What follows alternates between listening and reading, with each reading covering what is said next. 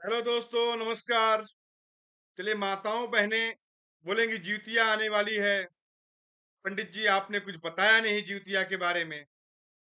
तो आज का विषय ज्यूतिया पर आधारित है। तो चलिए, आपका दोस्त, आपका होस्ट ओम ज्योतिष से ओंकार पांडे आपके सामने आज इस विषय के साथ प्रस्तुत है। तो ज्यूतिया का क्या महत्व है, माताएं क्यों ज्यूतिया का व्रत रखती हैं, इसका शुभ मुहूर्त क्या है, इसका विधि क्या है, इसे करते कैसे हैं, इसका लाभ क्या है, इसे क्यों करना चाहिए, इन सारे विषयों पर मैं बात करूंगा।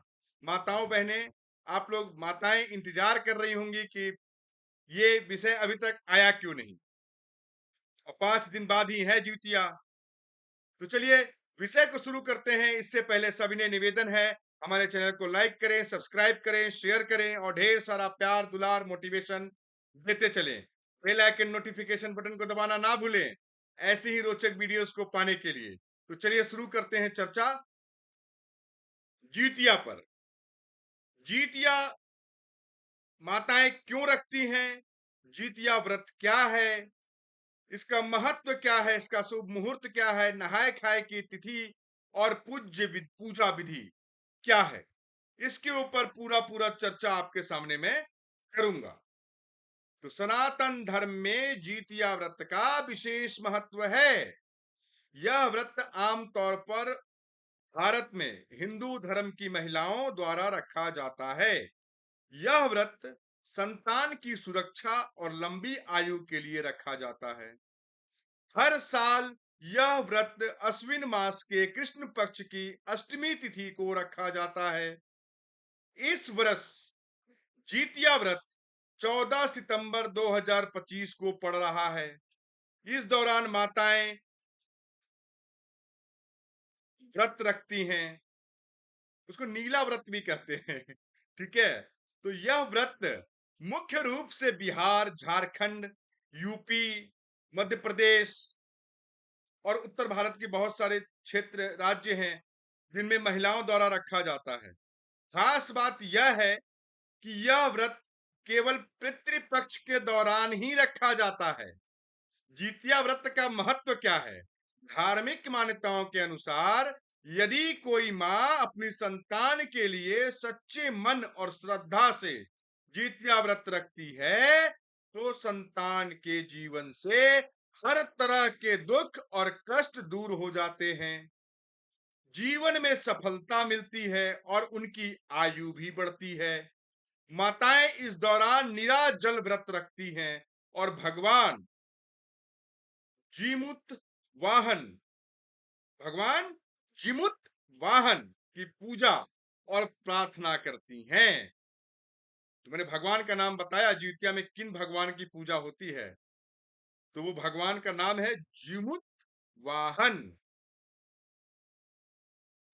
तो चलिए बताते हैं नहाय खाए किस दिन होगा।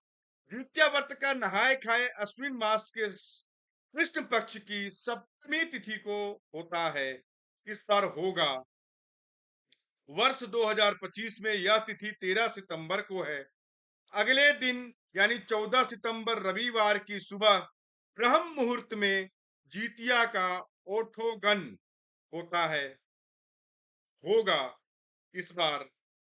इस दिन ब्रह्म मुहूर्त का समय 4:33 से 5:19 तक रहेगा। जितिया व्रत एवं पारण तिथि का शुभ मुहूर्त बताता हूं मैं अभी आपको। यह व्रत 14 सितंबर 2025 को अश्विन मास की अष्टमी तिथि को सुबह 5:04 से आरंभ होगा। इसका समापन 15 सितंबर को सुबह 3:06 होगा। इसके बाद 15 सितंबर को जितिया का पारण होगा सुबह सुबह। अब पूजा की विधि कुछ बता देते हैं आपको। पूजा की विधि क्या है? मुहूर्त बता दिया, जानकारी दे दी, अब विधि भी जान लीजिए। इसी विधि से पूजा करें तो आपको ज्यादा लाभ होगा, आपके संतानों को।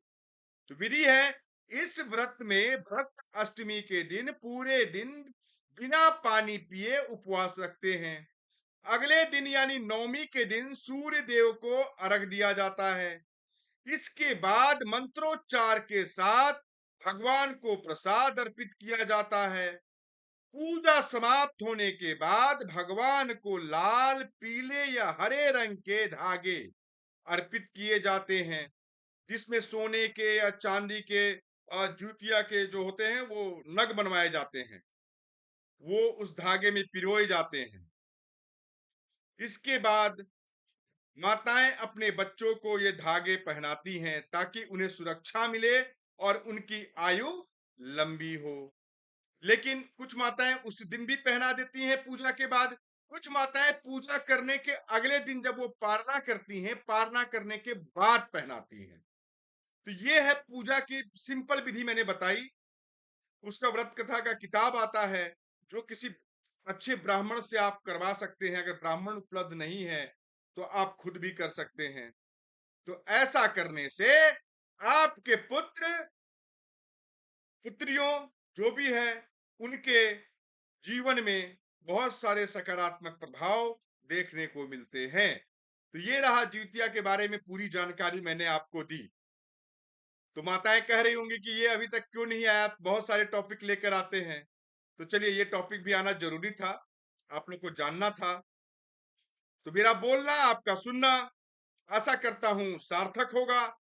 इसी के साथ हमारे चैनल को लाइक करें, सब्सक्राइब करें, शेयर करें और ढेर सारा प्यार, दुलार और मोटिवेशन देते चले। तो ऐसे ही विषयों को जानने के लिए हमारे चैनल को सब्सक्राइब करना बहुत जरूरी है। तो चलिए, अपनी वाणी को विराम देता हूं। हर हर महादेव। मुझे सुनने के लिए, मुझे प्यार देने के लिए बहुत बहुत धन्यवाद।